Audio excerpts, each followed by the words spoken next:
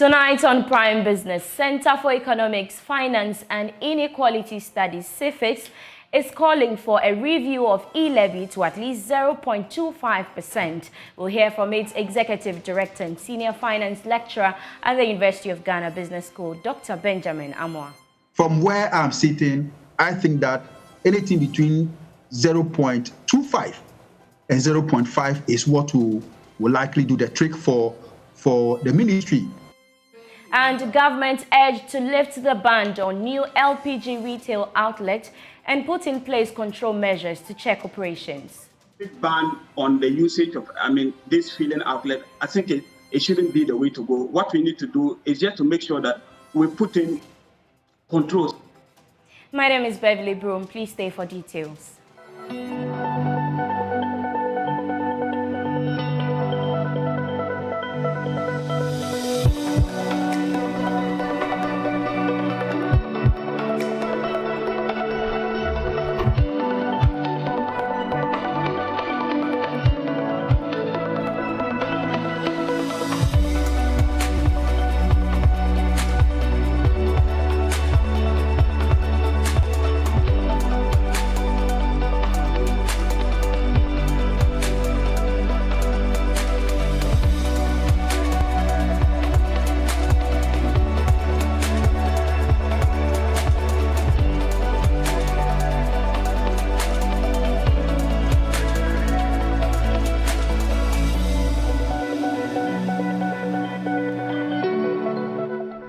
Hello and welcome. Let's settle down for the details now. Now, the Center for Economics, Finance and Inequality Studies, CEFIS, is calling for a review of e-levy to at least 0.25%.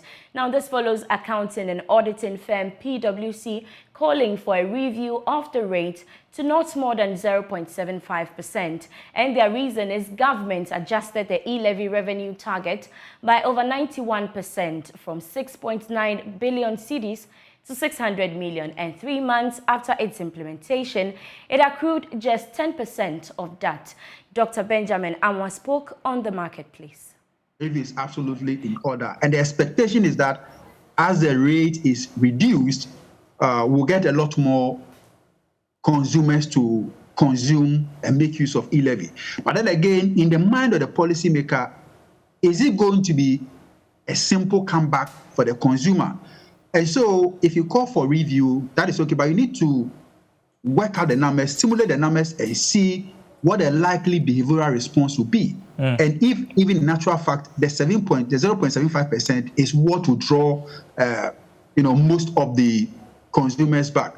From where I'm sitting, I think that anything between 0.25 and 0.5 is what will likely do the trick for the ministry. But then again, we have to be careful because it's a behavioral thing. If you even reduce it to 0.25, and it happens that, the response is not as what was anticipated, then it means that you have lost from that point of view. But again, you can gain by looking at it from the fact that once you reduce it to that level, chances are that a lot more people will come in, the digital economy will pick up, and then you can do the direct taxation of the digital economy to sort up or to supplement what you may have lost or you stand to lose out by reducing your e-levy from the current 1.5 to anything below the 0.75 that we are proposing to the state. But I must confess, it's not an easy thing to do. A lot of simulation must go behind the scenes before I believe that the policymakers can come to a conclusion on the appropriate rate to go for. Away from that, gas shortage in Kumasi bites hard. LPG shortage is biting hard in the Ashanti region as many LPG users in Kumasi struggle to fill their gas cylinders. Many users who appear stranded say they would have to resort to using charcoal for cooking for the meantime, while others say they might be forced to buy food from the street. Love FM's Emmanuel Bright Kweku has been monitoring the situation and reports most of the outlets within Kumasi Metropolis remain closed. Here at the Paradise gas station located around the Kumasi Airport roundabout. This used to be one of the busiest filling points within the Kumasi metropolis. But today when we came here, a number of the attendants within this premises are not around. There have been some customers who have trooped in here in search for gas, but there are no gas available. Last time, I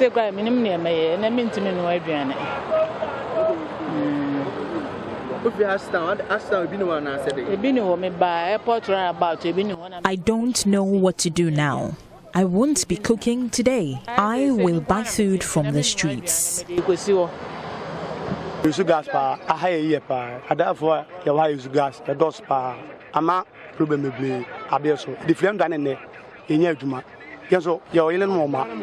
My vehicle uses gas. The strike is really affecting us badly. I cannot use petrol.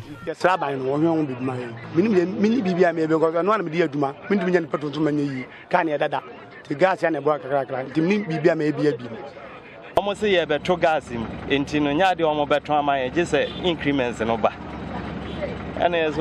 They said the prices of gas are about to increase, so until they are increased, they won't be opening. More than 1 hour.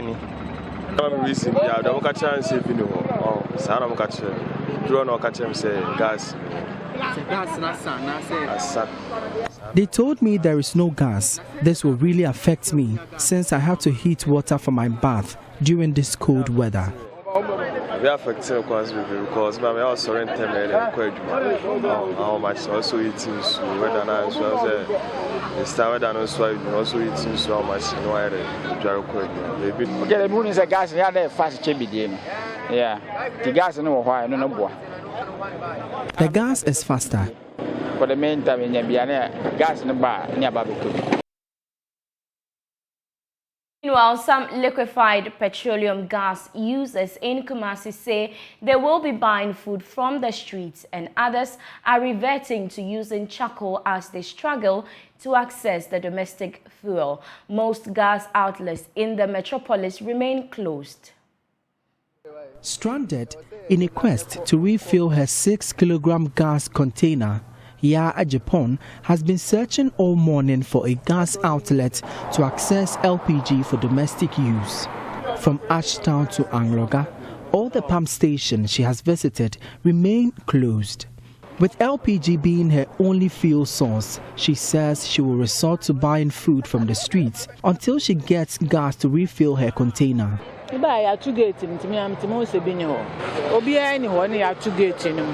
The gates have been closed. There's no one there. I always use gas. I don't have coal. I don't even know what to do. I will be buying food outside.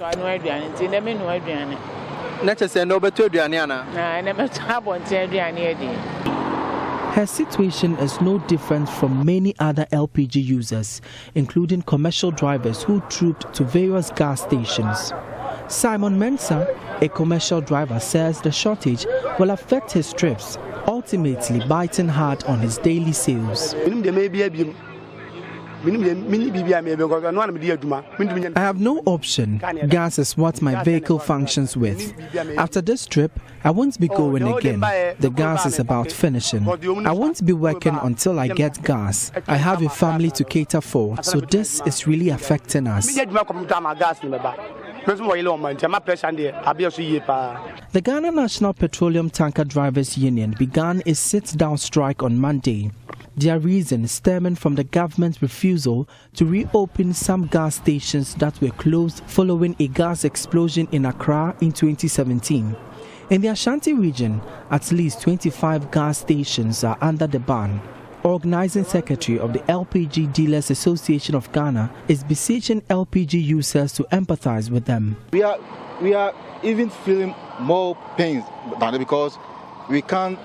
We have been seeing them going out stranded everywhere from one station to another, trying to get access to LPG. But to us, what we are doing is not today, but tomorrow. It will go into their own interest. So they should be with us and cooperate with us. But we know it is hard times for someone going from one station to another spending a whole lot of transport fare, roaming about to get gas. But they should try and do that. Until the situation is resolved, the over 25% of Ghanaians who use liquefied petroleum gas will continue to resort to alternative fuel sources. For Joy News, Emmanuel Bright-Kweku reporting. So in the wake of the ongoing strike by the Ghana Tanker Drivers Association, petroleum strategist Yusuf Sulemana has indicated that the ban is not the way to go, but rather regulators must put in place a control measure to check LPG gas stations. That's the best practice. I'll be frank with you. If I look at the current model of operations of this particular outlet, there's a lot that needs to be done. But however, in industry, we have something we call alert, like as low as reasonably practicable. When you take measures, you look at the gains that you're going to get with respect to the measures. Is it disproportionate or is not disproportionate? Let's say banning a complete ban on the usage of, this filling outlet. I think it shouldn't be the way to go. What we need to do is just to make sure that we put in controls, what we call control measures. It can be proactive, it can be reactive measures in place to make sure that we can still have our LPG supply to the consumers, at competitive rate. And I think, was it a knee-jerk reaction? I don't think it was. Like I enumerated in the beginning. What happened before the incident?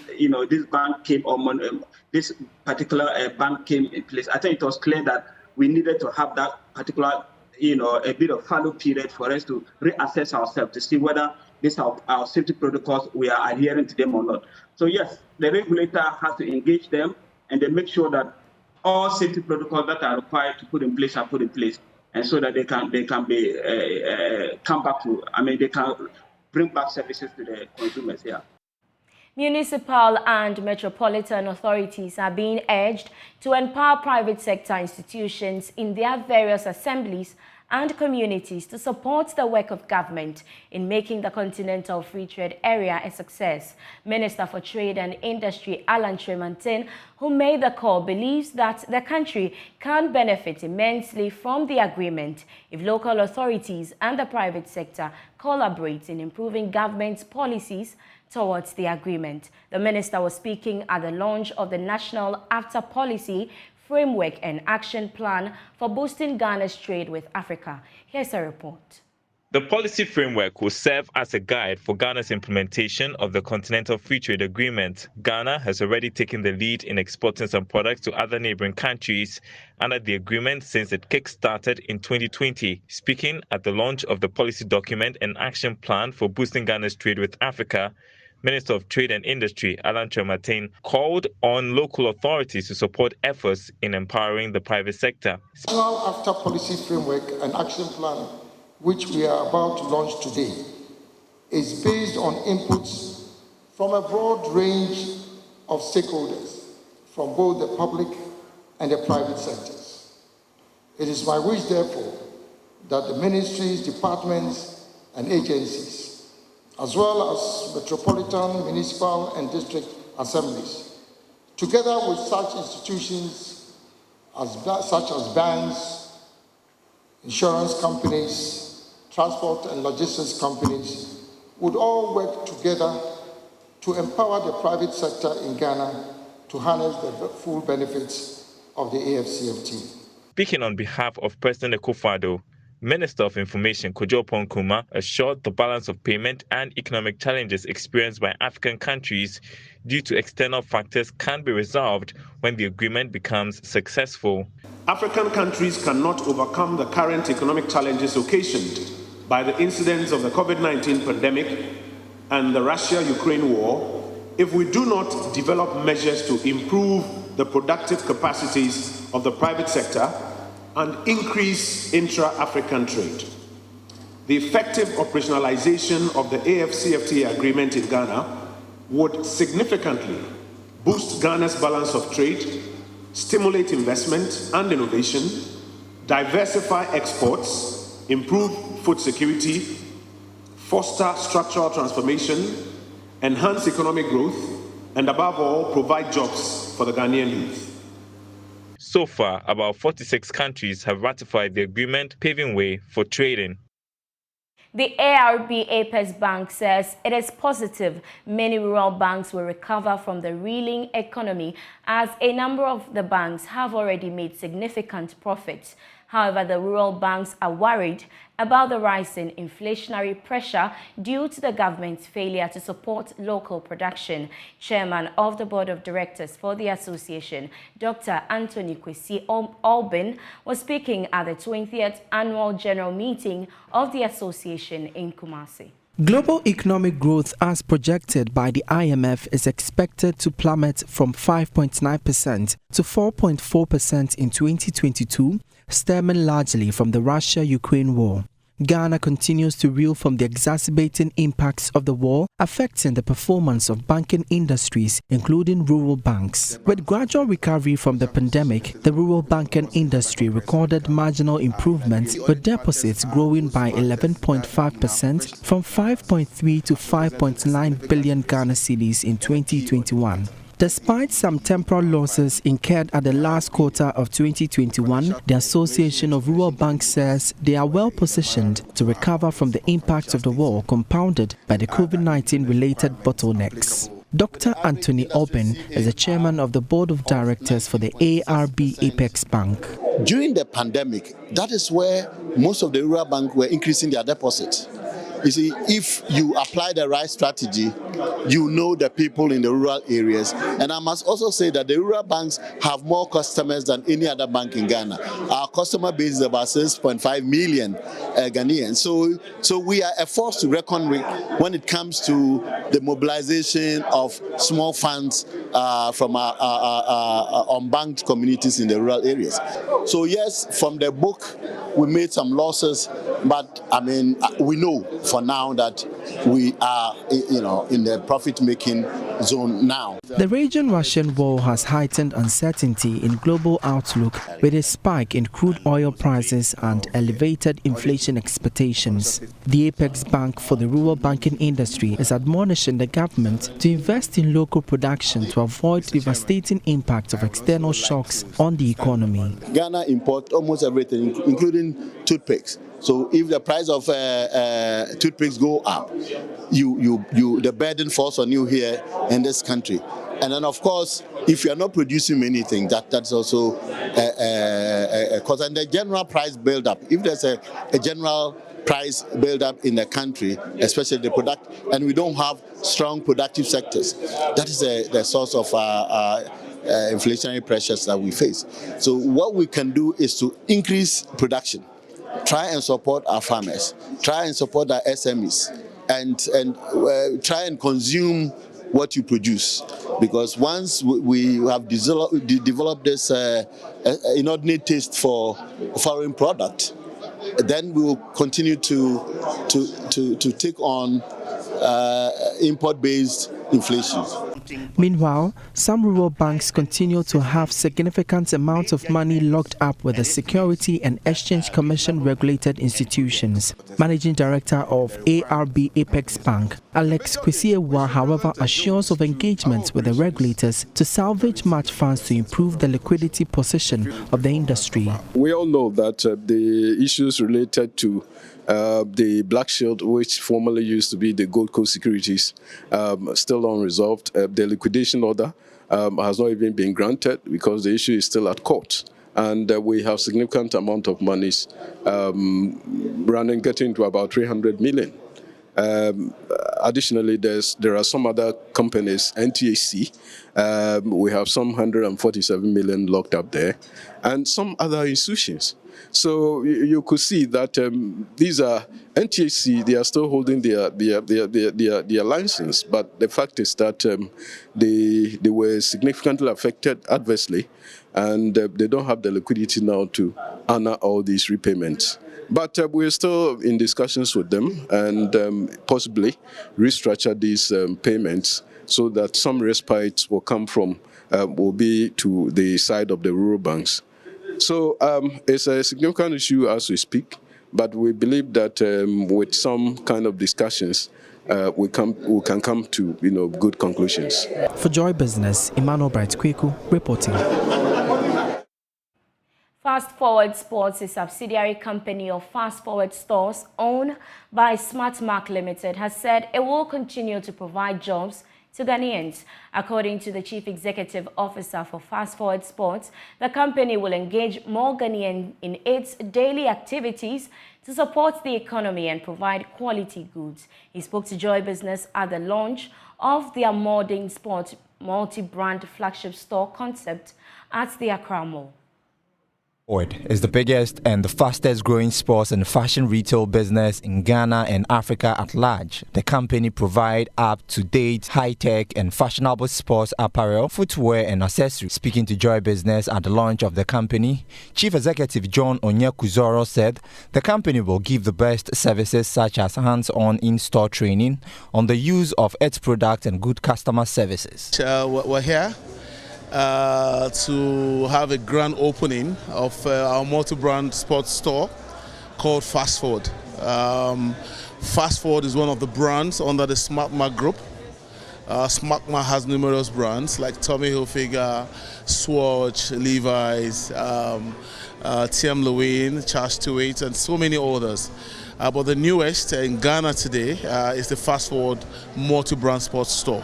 And that's why we're here. We want to appreciate the Ghanaians to say thank you so much for the opportunity to be in your space on the one hand, and on the other hand, for us to give you quality and affordable products that you can be proud of as first as Africans and then of course as Ghanaians. He also described the Ghanaian market as large and one that can support the growth of the company. To be very frank with you, it's been off and on.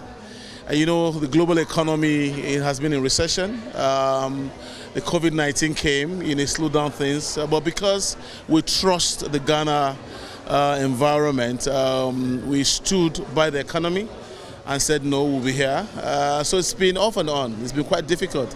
Now that there's a lot of devaluation going on with the local currency, it becomes even more difficult. But the commitment that we have with the Ghanaian public, with our consumers, is that we will continue to strive to do everything that we can to remain in business in Ghana, to provide employment for Ghanaians, more importantly, to provide quality products at affordable prices for Ghanaians. Fast Forward is a fusion of sports, fashion and lifestyle that engage various prestigious brands across the board. And that's how we end Prime Business. You can visit myjoyonline.com/business for more of your business stories. We leave you with news making headlines on the international front. My name is Beverly Broom. Have a good evening.